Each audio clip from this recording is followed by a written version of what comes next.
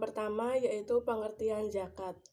Dari segi bahasa, memiliki dasar zaka yang berarti berkah, tumbuh, suci, bersih, dan baik. Sedangkan zakat secara terminologi berarti memberikan harta tertentu yang diwajibkan Allah Subhanahu wa Ta'ala dalam jumlah dan perhitungan tertentu untuk diserahkan kepada orang-orang yang berhak. Zakat mengandung makna toharoh atau bersih, pertumbuhan, dan barokah. Dasar dalam hal ini adalah Quran Surat At-Taubah ayat 103, yang artinya, ambillah zakat dari sebagian harta mereka, yang dengan itu kamu membersihkan dan mensucikan mereka, dan mendoakan untuk mereka. Sesungguhnya, doa kamu itu menjadi ketentraman jiwa bagi mereka, dan Allah Maha Mendengar lagi Maha Mengetahui. Makna zakat secara syar'i adalah bagian tertentu dari harta yang tertentu, dibayarkan kepada orang tertentu yang berhak menerimanya sebagai ibadah dan ketaatan kepada Allah Subhanahu wa Ta'ala. Zakat juga bisa dimaknai sebagai pembersihan jiwa, harta, dan masyarakat.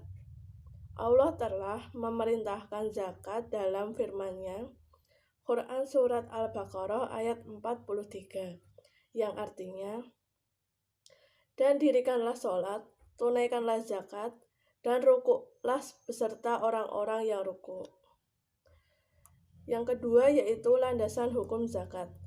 Landasan hukum zakat itu ada 3. Di sini saya akan menjelaskan landasan hukum zakat dari Al-Quran.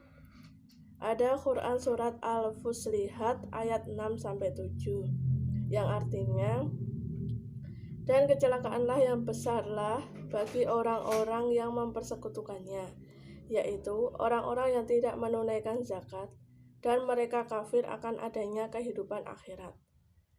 Yang kedua yaitu Quran Surat Al-Baqarah ayat 110, yang artinya, dirikanlah oleh kalian sholat dan bayarlah zakat. Yang ketiga, Quran Surat At-Taubah ayat 103, yang artinya, ambillah zakat dari sebagian harta mereka. Dengan zakat itu, kamu membersihkan dan mensucikan mereka. Dan berdoalah untuk mereka. Sesungguhnya, doa kamu itu menjadi ketentraman jiwa bagi mereka. Dan Allah Maha Mendengar lagi Maha Mengetahui. Dan yang terakhir yaitu Quran Surat Ar-Rum ayat 39.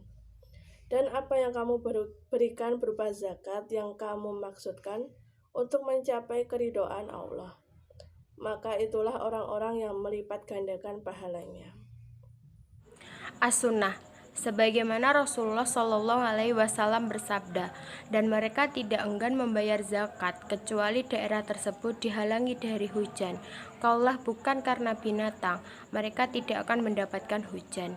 Hadis riwayat Ibnu Majah, Al-Bazzar, dan Al-Baihaqi.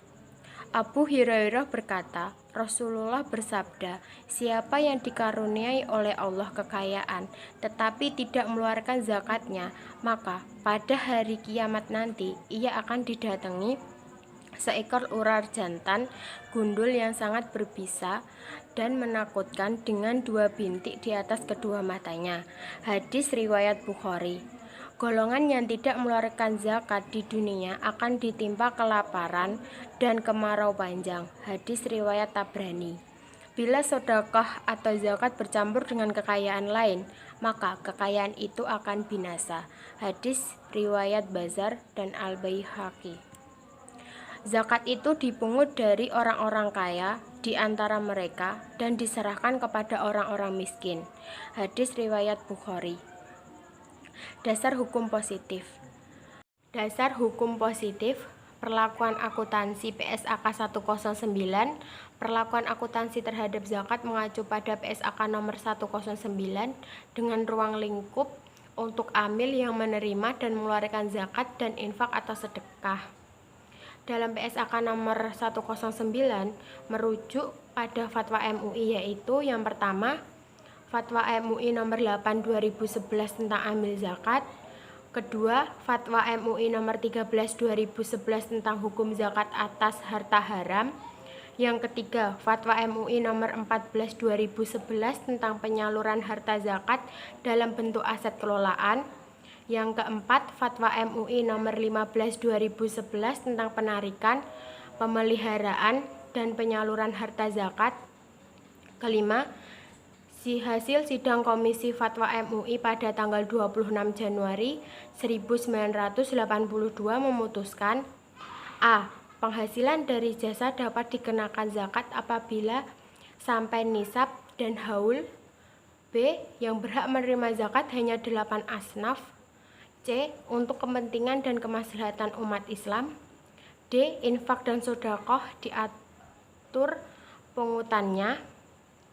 Yang keenam, hasil sidang Komisi Fatwa MUI pada tanggal 2 Februari 1982 memutuskan: A. Zakat yang diberikan kepada fakir miskin dapat bersifat produktif. B. Dana zakat atas nama sabilillah boleh ditasarufkan guna keperluan kepentingan umum. Selanjutnya, saya akan menjelaskan tentang pengelolaan zakat. Pengelolaan berasal dari kata mengelola yang berarti mengendalikan dan menyelenggarakan. Pengelolaan zakat maksudnya lembaga yang bertugas secara khusus untuk mengurus dan mengelola zakat. Sedangkan pengelolaan berarti proses melakukan kegiatan tertentu dengan menggerakkan tenaga orang lain, atau dapat juga diartikan proses pemberian pengawasan pada semua hal yang terlibat dalam pelaksanaan kebijaksanaan dan pencapaian tujuan. Berdasarkan Undang-Undang Republik Indonesia Nomor 23 Tahun 2011 tentang pengelolaan zakat. Yang dimaksud pengelolaan zakat adalah kegiatan perencanaan, pengorganisasian, pelaksanaan, dan pengawasan terhadap pengumpulan dan pendistribusian serta pendayagunaan zakat.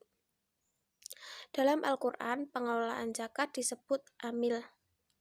Pengelola zakat disebut amil. Amil zakat merupakan lembaga pengelola zakat yang dituntut bekerja secara profesional untuk dapat manajemen pengelolaan zakat. Adapun syarat-syarat yang harus dipenuhi oleh seorang amil. Yang pertama, muslim. Yang kedua itu mukallaf, yaitu orang dewasa yang sehat akal dan pikirannya. Yang ketiga ada jujur, karena ia diamanati harta kaum muslimin. Yang keempat yaitu memahami hukum-hukum zakat. Yang kelima, mampu melaksanakan tugas sebagai amil. Pengelolaan zakat secara efektif dan efisien perlu dimanage dengan baik. Karena itu, dalam pengelolaan zakat memerlukan penerapan fungsi manajemen yang meliputi perencanaan atau planning. Kedua, ada pengorganisasian atau organizing. Yang ketiga, ada pengarahan, yaitu actuating. Dan keempat, ada pengawasan atau controlling. Selanjutnya ada organisasi dalam pengelolaan zakat yang akan diteruskan oleh teman saya.